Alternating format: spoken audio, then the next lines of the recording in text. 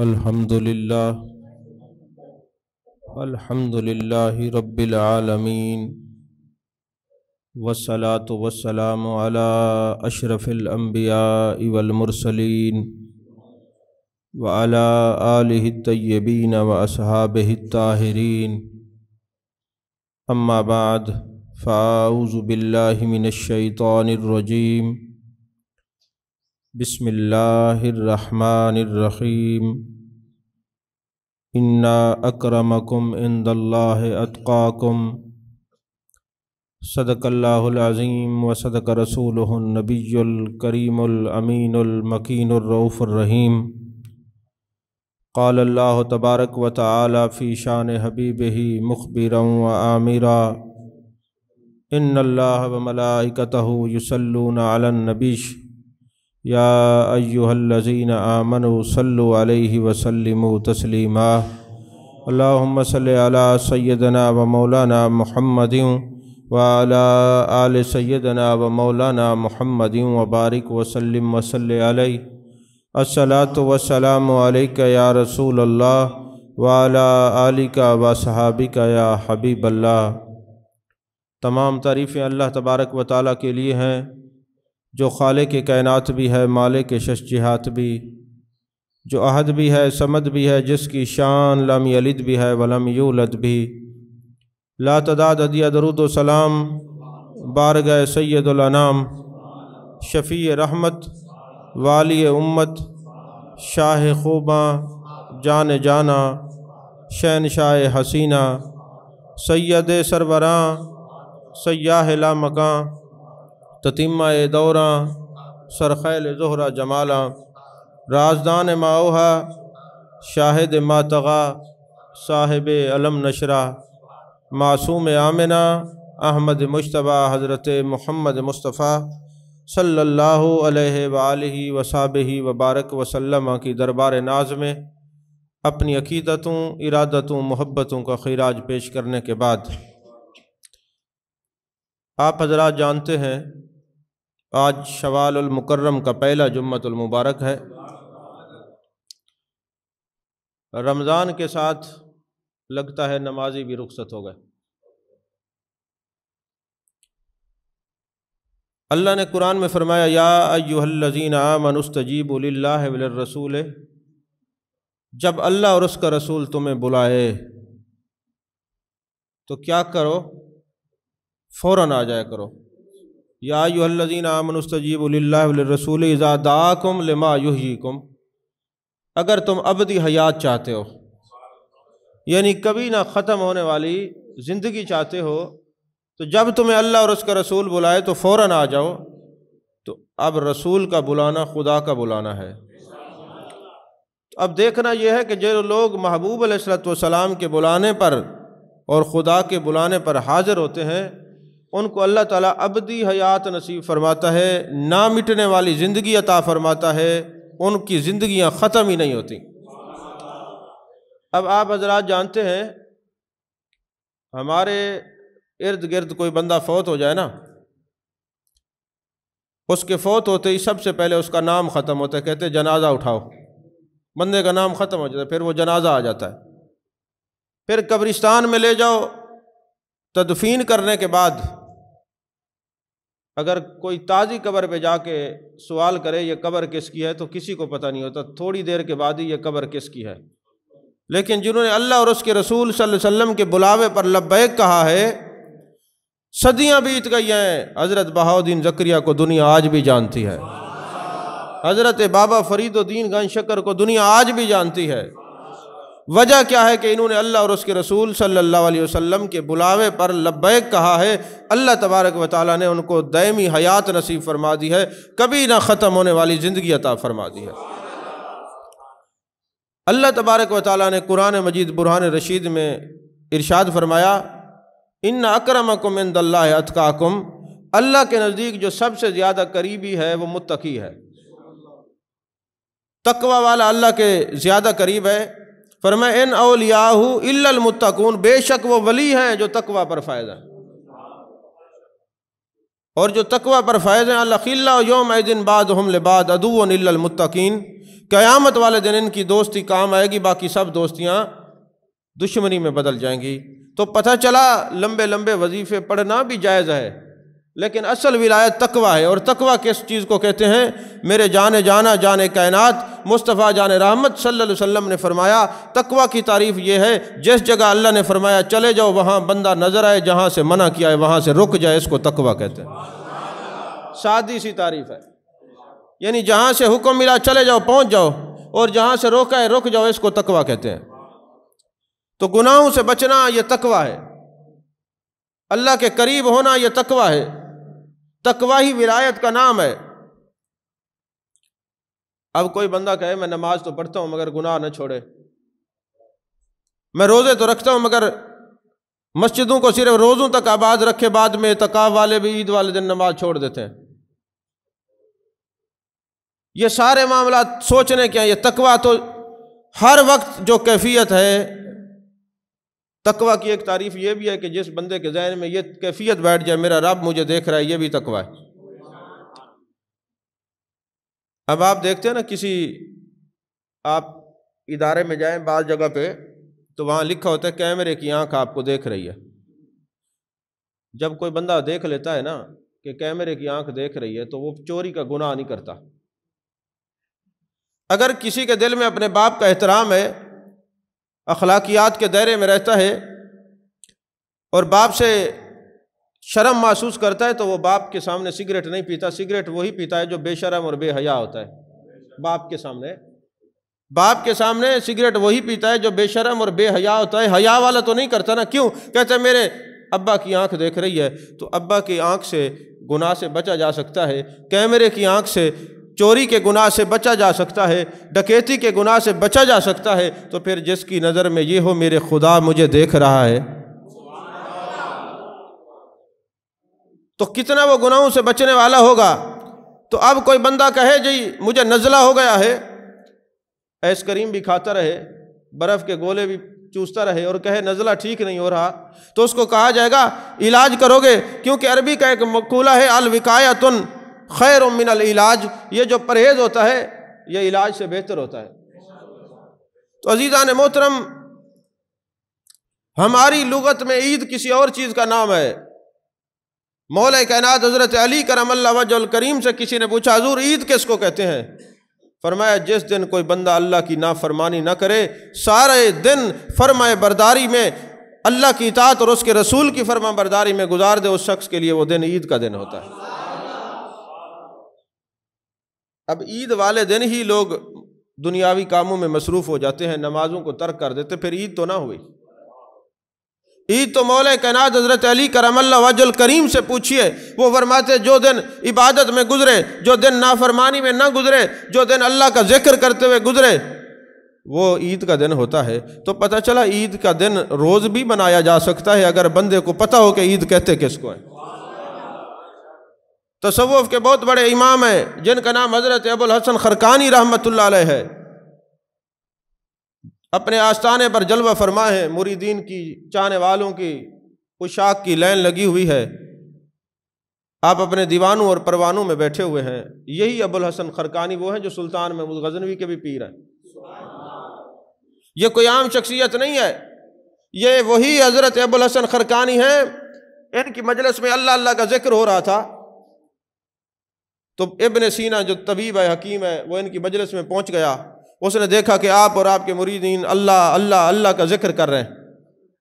اب جو بندہ نیا ہو یا جس کو پتہ نہ ہو کہ یہ جو اللہ کی ضرب ہے یہ انسان کو کہاں تک پہنچا دیتی ہے، واقفیت نہ رکھنے والا بندہ تو سوال کرے گا نا۔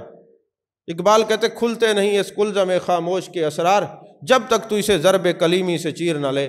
کہا یہ جو دل ہے نا، اس کے اندر کے اسرار اور رموز کبھی واضح نہیں ہوتے جب تک تم لا الہ کی ضرب سے اس کو تم جو ہے نا چیرو گے نہیں۔ یہ دل کی جو درد دل پیدا نہیں ہوگا، وہ کیفیات و شتیات پیدا نہیں ہوں گی، تو تم معرفت الہی کو نہیں پا سکو گے۔ ارے جب یہ دل زنگ آلود ہو جائے، جس طرح لوہے کے اوپر زنگ لگ جاتا ہے، محبوب فرماتے اس کو صاف کرنے کی ضرورت ہے اور وہ ریگ مار سے صاف ہوتا ہے، تو فرماتے اگر دل پر زنگ ہو جائے تو پھر لا الہ کی ضربوں سے صاف ہوتا ہے۔ اب وہ اللہ اللہ کا ذکر کر رہے ہیں، ابن سینا نے آ کے سوال کر دیا، کہنے لگے حضرت یہ بتائیں یہ جو لفظ اللہ اللہ ہے، اللہ کا ذکر کرنے سے کیا طبیعت میں کوئی تبدیلی آتی ہے؟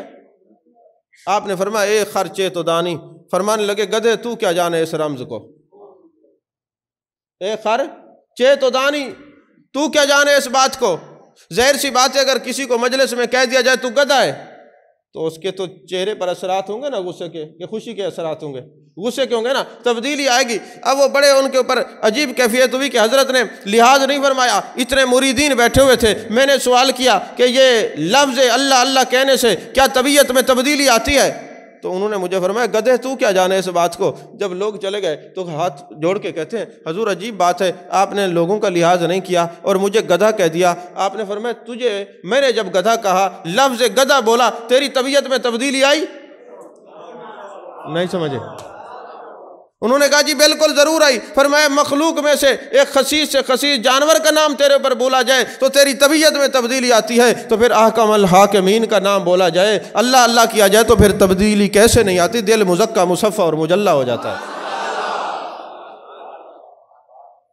عزیزان محترم، وہ ابو الحسن خرقانی رحمۃ اللہ علیہ، اتنی بڑی ہستی، اتنی بڑی شخصیت کے مالک، غلاموں کی محفل لگی ہوئی ہے، مریدین تشریف فرما ہے، تو کسی نے سوال کر دیا کہ حضور والا یہ بتائیں کہ عید کس کو کہتے ہیں، عید کس چیز کو کہتے ہیں؟ آپ نے بڑی خوبصورت بات کی، فرمانے لگے تم عید کی بات کرتے ہو، میں تمہیں ایک نسخہ بتا دوں، وہ نسخہ اگر تم نے جان لیا تو تم سمجھ لو کہ سارا دن تمہیں دربار مصطفیٰ صلی اللہ علیہ وسلم میں بیٹھنے کی جگہ عطا ہوئی۔ توجہ ہے آپ کی؟ لگ دے تھکے ودے ہو، اتنی بڑی بات کی آپ ٹاس سے ماس نہیں ہوئے۔ میں نے کہا چلے میں یہ چھوڑتا ہوں اور بات کرتا ہوں۔ آپ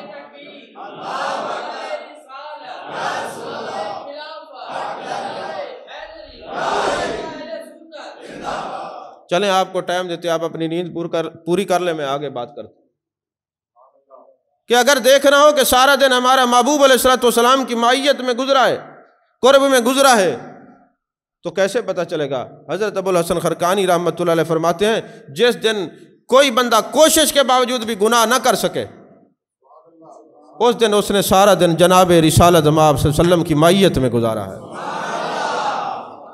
جو آدمی سارا دن نافرمانی نہ کرے، اس سے کوئی خطا نہ ہو، سمجھ لے آج محبوب علیہ السلام کی توجہ اس کو حاصل تھی۔ اور توجہ تب حاصل ہوتی ہے نا جب بندہ کثرت سے درود پڑھے، توجہ تب حاصل ہوتی ہے جب محبوب کے احکامات پر عمل کرے، توجہ تب ہوتی ہے جب محبوب علیہ السلام کو کوئی متوجہ کرے۔ اگر متوجہ نہیں کرے گا تو توجہ کیسے ہوگی؟ تو عزیزان محترم، ہم جاتے نا حرمین شریفین میں، مکہ شریف جاتے ہیں تو واپسی پہ 5 لیٹر کی ایک کین بھر کے آتے ہیں اور بڑے خشوع اور خضوع سے پیتے ہیں زمزم شریف جس کو ہم کہتے ہیں۔ زمزم کے بڑے فضائل ہیں۔ اگر کوئی بندہ منافق ہو نا، نفاق کی بیماری ہو، تو وہ کچھ بھی نہ کرے، زمزم کو روزانہ دیکھتا رہے، نفاق کی بیماری ختم ہو جائے گی۔ اور اگر کوئی بیماری ہو تو زمزم کو ہاتھ میں لے کر دعا کرے تو دعا قبول ہوگی۔ اور محبوب نے فرمایا 3 چلو بھر کے جو پانی سر میں ڈالے گا جب تک جیے گا وہ رسوا نہیں ہوگا۔ اتنا عظمت اور اتنی شان والا یہ پانی، مگر جب آپ پیتے ہیں یہ معدے میں جاتا ہے، اس کا اپنا کام ہو جاتا ہے۔ اب آپ کو ڈھونڈنا پڑے گا کہ اگر جسم ناپاک ہو جائے تو غسل کر لیں، پاک ہو جاتا ہے، وضو کر لیں بندہ پاک ہو جاتا ہے، آخر اندر کو پاک کرنے کا بھی تو کوئی نسخہ ہوگا نا۔ صوفیاء فرماتے ہیں 2 نسخے ہیں، ایک یہ ہے کسی اللہ والے کی نگاہ کے سامنے آ جائے بندہ پاک ہو جاتا ہے۔ اور کیسے پاک ہوتا ہے؟ آپ دیکھتے ہیں محبوب علیہ السلام کی حدیث پاک ہے، میرے آقا کریم صلی اللہ علیہ وسلم نے فرمایا نظر بد جو ہے وہ حق ہے، بری نظر حق ہے، یہ زندہ آدمی کو قبر کے اندر ڈال دیتی ہے اور اونٹ کو ہانڈی کے اندر ڈال دیتی ہے، یہ حدیث پاک ہے۔ تو اگر بد کی نظر لگنا حق ہے تو پھر اچھے کی نظر لگنا بھی تو حق ہوگی نا، نہیں سمجھتے آپ؟ اب نظروں کے کمال کو اگر دیکھنا چاہیں تو یہ بتائیں مجھے، جو بد ہو، حاسد ہو، اس کی نظر لگ سکتی ہے تو جو اللہ کا ولی ہو اس کی نظر کیوں نہیں لگ سکتی؟ تو حضرت ابوالحسن خرقانی یہی فرماتے ہیں، بات دراصل یہ ہے جس طرح بد کی نظر لگ جاتی ہے، حاسد کی نظر لگ جاتی ہے اور آپ کو قبر تک پہنچا دیتی ہے، اسی طرح کسی اچھے کی نظر تمہیں دائمی حیات بھی بخش سکتی ہے۔ لہٰذا جو بد کے سامنے رہتے ہیں وہ بد نظری کا شکار رہتے ہیں، جو اچھوں کے سامنے رہتے ہیں وہ اچھی نظر کا شکار رہتے ہیں۔ سمجھ آ رہی ہے کہ نہیں آ رہی؟ اسی لیے اللہ نے قرآن میں فرمایا وَمَن يُضْلِلْ فَلَن تَجِدَ لَهُ وَلِيًّا مُرْشِدًا، جب میں کسی کو گمراہ کرتا ہوں نہ ولی کے نزدیک جانے دیتا ہوں نہ مرشد کے۔ تو لوگ کہتے ہیں ہم جاتے نہیں، میں نے کہا قرآن میں اللہ فرماتے ہیں میں جانے نہیں دیتا، تم کہتے ہو جاتے نہیں، تو یہ تمہاری اپنا ایک خیال ہو سکتا ہے، وہ فرماتے ہیں میں جانے نہیں دیتا، تم کہتے ہو جاتے نہیں۔ اس لیے کافی صوفیہ کرام نے لکھا ہے اگر کوئی بندہ کوشش کرے اور اپنے پیر خانے نہ جا سکے تو استغفار کرے، اللہ کے حضور توبہ کرے، پتہ نہیں کس وجہ سے اللہ ناراض ہوا ہے اور پیر خانے سے حاضری سے روک دیا ہے۔ تو یہ تو حاضری ہے پیر خانے کی، اس کے علاوہ اور بھی تو حاضریاں ہیں نا۔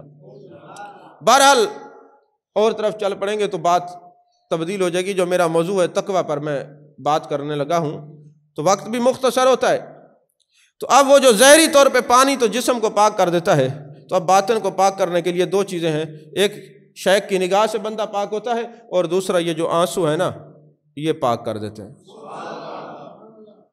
اب زہری جو جسم ہے یہ بھی پانی سے پاک ہوتا ہے، باطنی جو دل ہے یہ بھی پانی سے پاک ہوتا ہے۔ میرے آقا کریم صلی اللہ علیہ وسلم کے غلاموں یہ یاد رکھنا کہ یہ جو آنسو ہے نا، میرے آقا علیہ السلام نے فرمایا جب قیامت کا دن ہوگا، جہنم کی آگ بھڑک رہی ہوگی تو جبریل امی ایک کٹورا لے کے آئیں گے اور عرض کریں گے یا رسول اللہ صلی اللہ علیہ وسلم آپ کو اپنی امت کا غم ہے، یہ پانی لیں اور جہنم میں ڈالیں، جہنم کی آگ بجھ جائے گی۔ میرے آقا علیہ السلام خبر دے رہے ہیں قیامت والے دن ایسا ہوگا۔ میرے آقا فرماتے ہیں میں پوچھوں گا جبریل یہ کس چیز کا پانی ہے؟ اب یہاں لوگ کہتے ہیں جی نبی کو پتہ ہوتا تو پوچھیں گے، میں نے کہا آج جو بتا رہے ہیں بات تو کل کی بتا رہے ہیں نا، سمجھے نا بات کو، اور خود ہی بتا رہے ہیں میں پوچھوں گا جبریل یہ پانی کس چیز کا ہے؟ جبریل امی عرض کریں گے یا رسول اللہ صلی اللہ علیہ وسلم آپ کے امت کے وہ لوگ جو راتوں کو اٹھ کر والذین یبیتون لربہم سجدا وقیاما کا مصداق بن کر یاد الہی میں روتے تھے، خوف الہی میں روتے تھے، رضا الہی میں روتے تھے، محبت الہی میں روتے تھے، یہ ان کے آنسو ہیں جو فرشتوں نے اکٹھے کیے ہیں۔ جہنم کی آگ کسی اور چیز سے نہیں بجھ سکتی، یہ گناہگاروں کو خوف خدا کے آئے ہوئے آنسو کی وجہ سے بجھ سکتی ہے۔ عزیزان محترم یہی وجہ تھی، ابن جوزی نے بحر الدموع کے اندر لکھا ہے، فرماتے ہیں ایک شخص تھے جن کا نام منصور بن عمار تھا، بہت بڑے فقیہ تھے، خطیب تھے، تقاریر کیا کرتے تھے، خطابت ان کی بڑی عروج پر تھی۔ تو ایک دن نا ان کا انتقال ہو گیا، کسی اللہ والے نے اس کی قبر پہ مراقبہ کیا، پوچھا منصور بتا اللہ نے تیرے ساتھ کیا کیا ہے؟ کہا تقریریں شکریریں سب بیکار گئیں، ایک وجہ سے راضی ہوا اللہ اور مجھے بھی بخش دیا۔ کس وجہ سے؟ کہا ایک دن میں کسی جگہ تقریر کر رہا تھا تو مجمع میں ایک ایسا بندہ بیٹھا ہوا تھا جو کبھی نہیں رویا تھا، اس دن اس کے آنسو نکلے تھے، اللہ نے فرمایا تیری تقریر نے تو ایسے بندے کو رلا دیا جو کبھی نہیں روتا تھا، جا میں نے مجلس کو بھی بخش دیا ہے، اس کو بھی بخش دیا ہے، تجھے بھی بخش دیا۔ یہ مل کے بیٹھنے کے کتنے فائدے ہیں؟ تو اگر مجلس میں کوئی بیٹھا ہو اور اس کے جسم سے سارے بخشے جاتے ہیں تو پھر نماز کی جماعت میں بھی تو کوئی ایسا کھڑا ہوتا ہے نا جس کی وجہ سے سب کی نماز پر جو ہے قبولیت کا درجہ لگ جاتا ہے، مہر لگ جاتی ہے۔ عزیزان محترم میرے آقا کریم صلی اللہ علیہ وسلم نے فرمایا گناہوں کی بدبو ہے۔ اگر اللہ نے آپ کو کبھی ناک دیا ہو نا، ناک رکھتے ہو تو کبھی کسی گستاخ یا بد مذہب کے پاس اللہ نہ کرے کبھی بیٹھنا نصیب ہو جائے، مگر آپ لوگ تو کاروباری ہیں نا، آپ کو تو حلال حلال کی تمیز کم ہی ہے نا، پیٹ کے لیے تو کچھ بھی نہیں ہے نا، پیٹ کے لیے تو آپ نہیں دیکھتے کس کے پاس بیٹھنا ہے، تو کبھی کسی عیسائی کے پاس بیٹھ جائیں، یہودی کے پاس بیٹھ جائیں، ہندو کے پاس بیٹھ جائیں، اگر آپ کے اندر کوئی قطرہ ایمان کا ہوگا تو آپ کسی بد مذہب کے ساتھ بیٹھ بھی نہیں سکتے۔ ایسا ہے کہ نہیں ہے؟ جو اور کلمہ پڑھ کے بد مذہب اور گستاخوں کا ٹولہ ہے ان کے پاس نہیں بیٹھ سکتے، ان کی بدبو سے آپ کو ایمان ہوگا تو پھر محسوس ہوگا نا، ایمان نہیں ہوگا تو پھر تو راچ بس جائیں گے نا۔ عزیزان محترم میرے آقا نے فرمایا گناہوں کی بدبو ہوتی ہے، جانے جانا جانے کائنات مصطفیٰ جان رحمت صلی اللہ علیہ وسلم ارشاد فرماتے ہیں جب کوئی بندہ جھوٹ بولتا ہے جو جسم کے ساتھ فرشتے ہیں وہ دور چلے جاتے ہیں، اور جب کوئی بندہ مرتا ہے موت کے وقت فرشتے آ کے اس کو سونگھتے ہیں۔ ابن جوزی نے لکھا ایک بندے کی روح نکل رہی تھی اور فرشتے آتے ہیں اس کو سونگھتے ہیں اور کہتے ہیں ساری زندگی اس نے کوئی اللہ کا لفظ منہ سے نہیں نکالا، یہ تو جہنم میں جائے گا۔ ایک فرشتہ کہتے ہیں نہیں، ایک دن ایک مجلس میں بیٹھا ہوا تھا، کسی کی گفتگو پہ بات اچھی لگی، اس نے زندگی میں ایک دفعہ سبحان اللہ کہا تھا، یعنی ایک دفعہ سبحان اللہ کہنا بھی ضائع نہیں گیا، اس کی بھی مشک ان کو محسوس ہو گئی۔ میرے آقا علیہ الصلوۃ والسلام نے فرمایا جب کوئی زانی جہنم کے اندر جائے گا نا تو جو جہنمی ہوں گے روز اس کو جوتے ماریں گے، زانی کو جوتے ماریں گے اور کہیں گے تیرے جسم سے اتنی بدبو آتی ہے کہ تو جہنم میں بھی ہمارے ساتھ بیٹھنے کے قابل نہیں ہے۔ یہ حدیث پاک ہے میرے آقا علیہ الصلوۃ والسلام کی۔ اب ہر بندہ تو ایسی نگاہ نہیں رکھتا نا، اور پھر اللہ نے ایسے اعمال بھی بتائے جن سے یہ گناہ سے بندہ پاک ہو جاتا ہے۔ میرے آقا نے فرمایا جب کوئی بندہ وضو کرتا ہے ہاتھ دھوتا ہے ہاتھوں کے گناہ معاف ہو جاتے ہیں، منہ میں پانی ڈالتا ہے منہ کے گناہ معاف ہو جاتے ہیں، ناک میں پانی ڈالتا ہے ناک کے گناہ معاف ہو جاتے ہیں، آنکھوں میں پانی ڈالتا ہے آنکھوں کے پانی یہ گناہ معاف ہو جاتے ہیں، جو اعضائے جسم پر وضو کا پانی پھرتا ہے گناہ معاف ہو جاتے ہیں۔ یہی وجہ تھی امام اعظم ابو حنیفہ رحمۃ اللہ علیہ کھڑے ہیں۔ آج تک بڑی بڑی دوربینیں آ گئیں، بڑے بڑے چیزیں آ گئیں جس میں بتایا جا سکتا ہے پیٹ میں بیٹا ہے یا بیٹی ہے، مگر وضو کی وجہ سے گناہ بہتا ہوا کوئی نہیں دیکھ سکتا۔ یہ اللہ کے ولی کی شان ہے جو اللہ عطا فرماتا ہے۔ حضرت امام اعظم ابو حنیفہ رحمۃ اللہ علیہ ایک نوجوان کو دیکھتے ہیں وہ وضو کر رہے، آپ ساتھ کھڑے ہیں، پانی بہتا ہوا نالی میں جا رہے، جب نوجوان نے وضو کر لیا تو آپ نے فرمایا نوجوان تو فلاں ابھی گناہ کر کے آیا ہے۔ انہوں نے کہا حضور آپ کو کیسے پتہ چلا؟ فرمایا ابو حنیفہ نے اپنی آنکھوں سے دیکھا ہے وہ تیرا گناہ بہتا ہوا جا رہا تھا، جب تو نے وضو کیا تیرا گناہ بہتا ہوا جا رہا تھا۔ یہی وجہ ہے حضرت عثمان غنی رضی اللہ تعالیٰ عنہ کے سامنے ایک شخص گیا، آپ نے فرمایا تیری آنکھوں میں زنا کے اثرات دیکھ رہا ہوں، تو کسی غیر محرم کو بری نظر سے دیکھ کے آیا ہے۔ آگے بندہ منافق تھا، اس نے کہا کیوں آپ پر کوئی وحی نازل ہوتی ہے؟ معاذ اللہ آپ نبی ہیں؟ فرمایا نہیں، اللہ کے محبوب نے فرمایا اتقوا فراست المومن، مومن کی نگاہ فراست سے بچو، فإنہ ینظر بنور اللہ، یہ اللہ کے دیے ہوئے نور سے سب کچھ دیکھ لیتا۔ عزیزان محترم، جس طرح گناہوں کی بدبو ہے اسی طرح نیکیوں کی بھی خوشبو ہے۔ جیسا کہ حضرت امام عاصم کوفی قرآن پاک کی تلاوت کرنے والے وہ قاری، مختلف روایات ہیں، 7 قرات پر قرآن نازل ہوا ہے، ساری مختلف قرات ہیں۔ یہاں جو پاکستان میں اکثر پڑھی جاتی ہے یہ حضرت ابو حفص کی روایت ہے۔ تو اور امام عاصم کوفی جو ہیں ان کے جسم سے خوشبو آتی تھی، جب بولتے تھے تو ایسا لگتا تھا انہوں نے الائچیاں کھائی ہوئی ہیں۔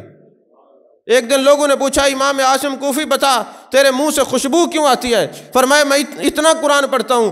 ایک دن قرآن پڑھتے پڑھتے صاحب قرآن کی زیارت نصیب ہوئی ہے، جانے جانا جانے کائنات مصطفیٰ جان رحمت صلی اللہ علیہ وسلم نے دیدار کروایا، اور میں عاصم تو ساری زندگی ساری رات سارا دن قرآن پڑھتا ہے، چہرہ ادھر کر میں بوسہ لینا چاہتا ہوں۔ یہ محبوب کے بوسے کی برکت ہے جو میرے منہ سے خوشبو آتی ہے۔ حضرت سعید بن مطرف ساری زندگی درود شریف پڑھتے ہیں، محبوب کا دیدار ہوتا ہے، میرے آقا فرماتے ہیں چہرہ کر تیرے چہرے کا بوسہ لیتا ہوں، ہر وقت میرے اوپر درود پڑھتا ہے۔ ان کے جسم سے بھی خوشبو آیا کرتی تھی، یہ خوشبو مصطفیٰ صلی اللہ علیہ وسلم ہوتی تھی۔ اور قرآن پاک میں ہے وَكَانَ أَبُوهُمَا صَالِحًا، ایک واقعہ ہے قرآن میں سورہ کاف کے اندر، حضرت خضر علیہ السلام حضرت موسیٰ علیہ السلام ساتھ چلے تھے۔ تو آخری بات عرض کرنے لگا اس پر پوری، چونکہ اگر واقعہ بیان کرے تو کم از کم 2 گھنٹے چاہیے۔ تو حضرت خضر علیہ السلام نے ایک دیوار گری ہوئی تھی، اس علاقے کے اندر گاؤں کے اندر رکے، فرمایا کھانا چاہیے۔ انہوں نے کہا یہ بستی خداداد ہے، یہاں کھانے کھلانے کا رواج نہیں ہے، اپنا کھا کے آیا کرو۔ خدا کی بستی، یہ سارا جان خدا کی بستی نہیں ہے، اپنی بستی پہ نہ لے جانا۔ ہاں گفتگو سننے کے لیے بھی دماغ بھی حاضر چاہیے۔ تو انہوں نے کہا ہم نہیں کھلاتے، ادھر رواج نہیں ہے کھانا کھلانے کا۔ بہرحال حضرت خضر علیہ السلام نے ایک دیوار گری پڑی تھی، اس کو بنانا شروع کر دیا۔ اللہ نے قرآن میں اس کا ذکر کیا، دیوار کو بنانا شروع کر دیا، اللہ نے قرآن میں ذکر کیا ہے۔ اور حضرت موسیٰ علیہ السلام نے پوچھا انہوں نے ہمیں کھانا نہیں دیا، آپ ان کی دیوار بناتے ہیں، وجہ کیا ہے؟ انہوں نے ہمیں کھانا نہیں دیا، آپ دیوار بناتے ہیں۔ اب انہوں نے جو بات کی اللہ نے قرآن میں ذکر کیا، فرمایا بات دراصل یہ جن کی دیوار ہے نا، یہ یتیم بچے ہیں، اور ان کے آبا و اجداد ان کو کوئی خزانہ زمین پہ دفن کر گئے تھے. یہ بچے چھوٹے چھوٹے ہیں، یتیم ہیں. اگر دیوار گر جائے گی لوگ خزانہ لے جائیں گے، اس لیے میں حفاظت کے لیے دیوار بنا رہا ہوں تاکہ ان کا خزانہ محفوظ رہے. کس لیے بنا رہے ہو؟ کہتے ہیں وَكَانَ أَبُوهُمَا صَالِحًا، ان کے آبا و اجداد نیک تھے. نہیں سمجھ آئی؟ تو آبا و اجداد نیک ہوں تو نیکیوں کے اثرات بھی نسلوں میں چلتے ہیں. اور اگر آبا و اجداد، آپ نے دیکھا میری نظر میں تو کئی لوگ ہیں، میں جانتا ہوں ایسے لوگ ہیں جن کے آبا و اجداد افسر تھے، عہدوں پہ لوگوں کی زمینیں حذف کی ہیں، غصب کی ہیں، ان کی اولاد پاگلوں کی طرح مر رہی ہے. لوگ ہمارے پاس آ جاتے ہیں، جی بتائیں ہم نے زمینیں لی ہیں، اس میں رات کو رونے کی آواز آتی ہے، سسکیوں کی آواز آتی ہے، جن ہے. میں نے کہا جن نہیں ہے، کسی بیوہ کے مکان پر قبضہ کیا ہوا ہے تم نے، کسی یتیم کا مال کھایا ہے. یہ سسکیاں کسی پیر فقیر کے دم سے نہیں ہوں گی. جن کا مال کھایا ان کو لٹاؤ گے تو یہ سسکیاں بند ہوں گی. سمجھ میں آ رہی ہے بات کہ نہیں آ رہی؟ ہر گھر میں جن نہیں ہوتے، جو اندر کا جن ہے اس کو سنوار دو، سب ٹھیک ہو جائے گا. عزیزان محترم، کہنے کا مقصد یہ ہے کہ جس طرح نیکی کے اثرات چلتے ہیں نسلوں تک، اسی طرح بدی کے اثرات بھی چلتے ہیں. اور یہ بھی یاد رکھنا، یہ جو جسم گلتا ہے نا قبر کے اندر، یہ گناہوں کی وجہ سے گلتا ہے. آپ نے دیکھا ہو جس جگہ چینی پڑی ہو کیڑے آتے ہیں کہ نہیں آتے؟ مکوڑیاں آتی ہیں نا، گڑ پڑا ہو، کیونکہ اس میں جس چیز کی لذت ہوتی ہے نا، کیڑے مکوڑے وہاں آتے ہیں. تو کہا جن کو گناہوں کی لذت پڑ جائے، جو گناہ بھی ایک چینی اور گڑ کی مانند ہے جس کے اثرات بعد میں اچھے نہیں نکلتے. تو کہا جو زندگی بھر گناہوں میں مبتلا رہا اسی کی قبر میں کیڑے پڑتے ہیں، اور جو نیکی اور درود شریف پڑھتا رہا. جنہوں نے دلائل و خیرات پڑھی لکھی ہے، حضرت سلمان جزولی رحمۃ اللہ علیہ، 70 سال کے بعد آپ کی قبر کھلی ہے. 70 سال بعد جب قبر کھلی ہے تو چہرہ حشاش بشاش ہے، رخسار کے اوپر ہاتھ رکھتے ہیں تو زندگی کے اثرات موجود ہیں. 70 سال بعد بھی تر و تازہ سو رہے تھے. کیوں؟ ہر وقت محبوب پہ درود پڑھتے تھے. ابھی جب یہ سیلاب آئے تو ہمارے تونسہ شریف کے علاقے میں خلیفہ تھے، وہ دلائل و خیرات پڑھتے تھے. الحمدللہ ہمارے اکثر جو مریدین ہیں وہ دلائل و خیرات شریف کا وظیفہ پڑھتے ہیں. ہم نے اپنے آستانے کے نام کی چھپائی ہوئی ہے، ہزاروں لوگوں کو اجازتیں دی ہیں، پڑھ رہے ہیں. تو ان کے فضائل پر بھی انشاءاللہ کبھی بات کریں گے. صدیوں سے یہ وظیفہ چلا رہے. 12 سال پہلے ہمارے خلیفہ سے فوت ہوئے. جب یہ سیلاب آئے، تونسے کے ساتھ ان کا گاؤں ہے، ان کی قبر کھلی تو 12 سال بعد ایسے تندرست پڑے تھے اور قبر سے خوشبو آ رہی تھی. سمجھ میں آ رہی ہے بات کہ نہیں آ رہی؟ تو عزیزان محترم، اللہ کے بندے، اب ثابت بنانی کون ہے؟ تابعی ہیں. جب یہ فوت ہوئے نا، آپ نے دیکھا جب قبر بند کرتے ہیں تو آخری، ہم کہتے ہیں نا اپنی زبان سریکی میں، جی قبر دی موری بند کرنی ہے، آخری اینٹیں دے کے قبر بند کرتے ہیں نا. وہ ابھی اینٹیں دے کے کھڑے تھے، مستری نے صحیح طرح اینٹ نہیں لگائی تھی، ابھی تازہ دفن کیا، 5 منٹ کے بعد اینٹ گر جاتی ہے. دیکھتے ہیں وہ قبر میں قرآن پڑھ رہے ہیں، ابھی دفنایا تھا، قرآن پڑھ رہے ہیں. اور کہتے ہیں کیا ہوا؟ قیامت آ گئی. انہوں نے کہا نہیں. کہتے پھر بند کر دو نا قبر، کیوں تم تنگ کر رہے ہو؟ اور جب یہ سارے اکٹھے ہو کے اس تابعی، وہ تابعی بھی کوئی عام نہیں ہے، حضرت عبداللہ بن عباس کا شاگرد ہے رضی اللہ تعالیٰ عنہما. اور جب ان کے گھر والوں کے پاس گئے، وجہ کیا بنی؟ اتنا نیک اور صالح حضرت ثابت بنانی تابعی تو تھے ہی. انہوں نے کہا یہ ساری رات رو رو کے دعا کرتے تھے، اے اللہ قبر میں کسی کو نماز اور قرآن پڑھنے کی اجازت ہو تو ثابت بنانی کو ضرور اجازت عطا فرمانا. یہ وجہ ہے کہ ہر بندہ مر کے ختم نہیں ہوتا. امام جلال الدین سیوطی رحمۃ اللہ علیہ نے بڑی خوبصورت بات کی. فرماتے ہیں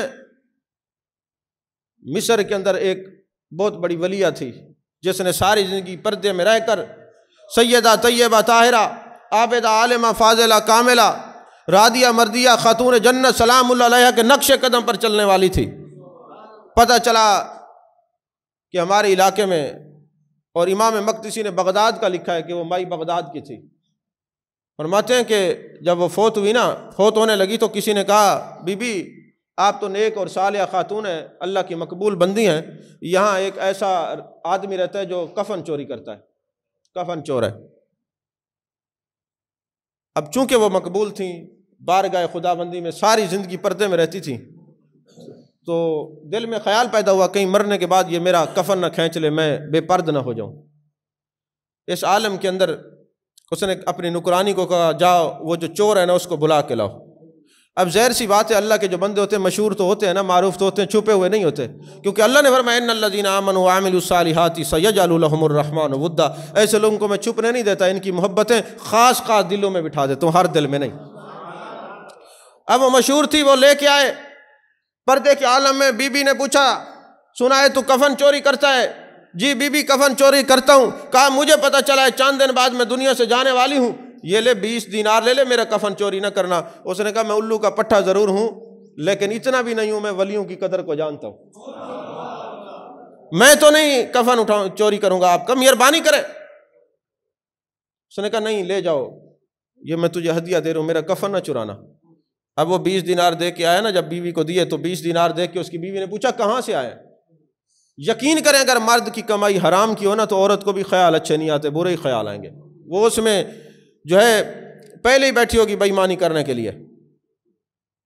تو اس نے کہا اتنی بڑی مقبول عورت ہے، اتنی بڑی ولیہ ہے، اگر اس کا کفن چوری نہ کیا تو میں طلاق لے کے چلی جاؤں گی، کفن اس کا چوری کرنا بڑا قیمتی ہوگا، ان کے مریدین، ان کے چاہنے والے، ان سے محبت رکھنے والے اتنا قیمتی کفن پہنائیں گے۔ بہرحال اعلان ہوتا ہے ایک دن بی بی فوت ہو گئی ہے، یہ کفن چور بھی جاتا ہے، جنازہ پڑھتا ہے، جنازہ پڑھنے کے بعد قبرستان جاتا ہے، قبر پہ نشان لگا کے آتا ہے، رات کو جاتا ہے قبر کو کھولتا ہے، اندر ہاتھ ڈالتا ہے تو بی بی نے ہاتھ پکڑ لیا۔ توجہ ہے آپ کی؟ بی بی نے ہاتھ پکڑ لیا اور آواز آئی او میرے بھائی جنتیوں کے کفن اتارتا ہے۔ چیخ نکل گئی بی بی تیرے جنتی ہونے میں تو جہنمی شک کر سکتا ہے، میرے جیسا نباش کیسے چور ہو سکتا، کیسے جنتی ہو سکتا ہے، میں تو چور ہوں۔ کہنے لگی جب میرا نزاع کا عالم آیا نا، مجھے میرے آقا کا دیدار نصیب ہوا، میرے آقا نے فرمایا او میری بیٹی کے نقش قدم پہ چلنے والی میری امتیا، بتا کیا چاہتی ہے؟ میں نے عرض کی یا رسول اللہ صلی اللہ علیہ وسلم اللہ سے یہ منظوری کروا دیں کہ جو میرے جنازے میں آئے وہ سارا بخشے جائیں، جنتی ہو جائیں۔ اور میری روح دیکھ رہی تھی تو تیسری صف میں کھڑا تھا، تو جنتی ہو کے جنتیوں کے کفن اتارتا ہے۔ عزیزان محترم یہ یاد رکھنا، اگر آپ نیکی کریں گے تو نسلوں تک جائے گی، خطائیں کریں گے تو یہ بھی نسلوں تک جائیں گی، ان کے اثرات گھر تک ہوں گے۔ میرے آقا علیہ الصلوۃ والسلام نے فرمایا جو کوئی برائی کرتا ہے وہ اپنی آسمان سے بھی دیواریں ملا لے نا، تب بھی اس کے گھر میں وہ برائی جب تک نہیں ہوگی وہ مرے گا نہیں، وہ دیکھ کے مرے گا۔ ابن جوزی نے ایک بات لکھی ہے، کہتے ہیں ہمارے زمانے کے اندر نا ایک سنار تھا، سنارے کا کام کرتا تھا، اس نے ایک بچہ پالا ہوا تھا، چھوٹا سا بچہ نا، کچھ عرصے کے بعد وہ بچہ جوان ہو گیا، تو جو پالتو بچے لیے جاتے ہیں نا، جب یہ بالغ ہو جائیں یا تو کوئی رضائی رشتہ قائم کیا جائے تب تو وہ رہ سکتا ہے، ورنہ بالغ ہونے کے بعد جس عورت نے پالا ہے اس سے پردہ واجب ہے، یہ مسئلہ یاد رکھیں۔ اب وہ ہوا یہ کہ ایک دن نا وہ سنار اپنے گھر میں آیا تو وہ عورت اس کی بیوی رو رہی تھی، کہتی ہے یہ بچہ جوان ہو گیا، اس کے والدین کو واپس کر دو، آج اس نے بری نظر سے میرا ہاتھ پکڑا ہے۔ تو سنار نے کہا صدقتا یا رسول اللہ صلی اللہ علیہ وسلم، یا رسول اللہ آپ نے سچ کہا ہے۔ اس اپنی گھر والی کو کہنے لگے اس کا تو قصور ہے ہی ہے لیکن قصور اصل میرا ہے۔ کہنے لگے تیرا قصور کیسے؟ کہتے آج ایک عورت آئی تھی، میں نے سونے کے کنگن اس کے ہاتھ میں خود پہنائے ہیں اور بری نظر سے اس کا ہاتھ پکڑا ہے، جو میں نے اپنی دکان پہ کیا ہے وہی میرے گھر میں ہوا ہے، میرے آقا نے صحیح فرمایا ہے۔ توجہ ہے آپ کی؟ اللہ اکبر۔ یہ چھوٹے چھوٹے گناہوں کو میرے آقا نے فرمایا چھوٹا نہیں سمجھنا چاہیے، بعض اوقات چھوٹی چیزیں سب کچھ برباد کر کے رکھ دیتی ہیں۔ آپ نے دیکھا اللہ نہ کرے کسی کی لکڑیوں کا گھر ہو، ایک چھوٹا سا انگارہ بھی جھونپڑی کو جلا کے راکھ کر دیتا ہے۔ سانپ کتنا بڑا ہوتا ہے بندے کے مقابلے میں، بچھو کتنا بڑا ہوتا ہے، چھوٹا سا ہوتا ہے نا۔ تو جس طرح یہ مہلک اور زہر والی چیزیں انسان کے لیے سب سے بڑا زہر گناہ ہے۔ آخری بات کر کے گفتگو ختم کر رہا ہوں 2 منٹ میں۔ ایک دفعہ ایک شخص تھا جو امام مسجد تھا، نمازیں پڑھایا کرتا تھا، ایک دن اس نے اعلان کر دیا کہ میرا دائرہ اسلام سے کوئی تعلق نہیں، میں دائرہ اسلام سے نکل گیا ہوں، کافر ہو گیا ہوں۔ اب علماء اکٹھے ہو کے گئے کہ جا کے اس کو سمجھاتے ہیں کہ توبہ طیب ہو، مرتد ہو گیا ہے۔ اس سے پوچھا تجھے ہوا کیا ہے؟ اب اس نے کہانی سنائی، یہ دیکھیں کئی لوگ ایسے بیٹھے ہوں گے جو لوگوں کو دکھانے کے لیے بغیر وضو کے نماز میں شروع ہو جاتے ہیں۔ بغیر وضو سجدہ کرنا کفر ہے، یاد رکھنا۔ یہ قبر میں جانا ہے، خدا کو منہ دکھانا ہے، وضو کر کے نماز پڑھنی چاہیے، بغیر وضو کے سجدہ کرنا جائز نہیں ہے، کفر ہے۔ تم خدا کے ساتھ دھوکہ کرتے ہو، دھوکہ تو اپنے آپ کے ساتھ ہے۔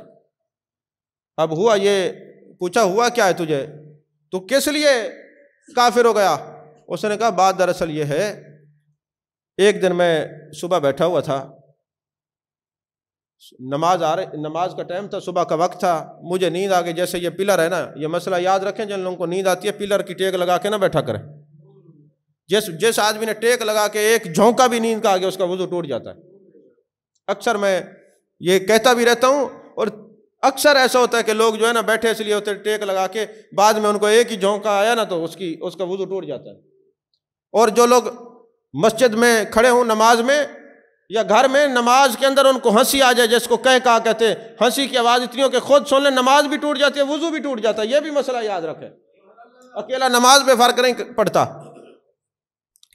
تو کہتے میں آ کے بیٹھا تو مجھے نیند آ گئی، نماز کا وقت ہو گیا، مکبر نے تکبیر کہنا شروع کر دی۔ میں نے کہا ابھی میں کہوں اپنے نمازیوں کو کہ میرا وضو ہے تو متولی بھی پیچھے پڑ جائے گا اور انتظامیہ بھی مجھے لتر ماریں گے اور کہیں گے تجھے شرم نہیں آئی، پہلے وضو کر لیتا۔ کیونکہ یہ بھی تو کہتے ہیں پیچھے اس امام کے، اللہ اکبر، پیچھے ہی پڑ جاتے ہیں۔ سمجھ میں آ رہی ہے بات کہ نہیں آ رہی؟ تو اب یہ پیچھے جو پڑھنے کے ڈر سے میں نے نا نماز پڑھا دی۔ اب میں سارا دن ڈرتا رہا کہ آسمان سے بجلی گرے گی، میری نماز تو گئی، میں نے ساری جماعت کی نمازیں برباد کر دی۔ نماز تو کسی کے نہ ہوئی جب امام کا وضو نہیں ہے۔ کہتے میں ڈرتا رہا ابھی مصیبت آئے گی، ابھی مصیبت آئے گی، کچھ بھی نہیں ہوا۔ اگلے دن بھی پھر ایسا ہوا، پھر ایک دن میرے اوپر غسل واجب تھا، میں ناپاک تھا، میں نے نماز پڑھا دی۔ اب میرا معمول بن گیا کہ میں بغیر وضو کے نمازیں پڑھاتا تھا، مجھے کچھ نہیں ہوا۔ علماء نے کہا تو کہتا ہے تجھے کچھ نہیں ہوا، تیرے پاس تو بچا ہی کچھ نہیں ہے۔ نہیں سمجھ آئی؟ تو ایمان سے بھی ہاتھ دھو بیٹھا ہے، تو اسلام سے بھی ہاتھ دھو بیٹھا ہے، تو محبوب کی نسبت سے بھی ہاتھ دھو بیٹھا ہے، تو کیسے کہتے ہیں تیرے پاس کچھ نہیں بچا؟ تو دوستو، کسی گناہ کو معمولی نہیں سمجھنا چاہیے، ہر وقت اللہ کی بارگاہ میں رجوع کرنا چاہیے، اللہ کی بارگاہ میں توبہ کرنی چاہیے۔ اللہ تعالی ہم سب کو اپنے محبوب کی صحیح معنی میں اطاعت و اتباع نصیب فرمائے۔ آمین۔ وآخر دعوانا ان الحمد للہ رب العالمین۔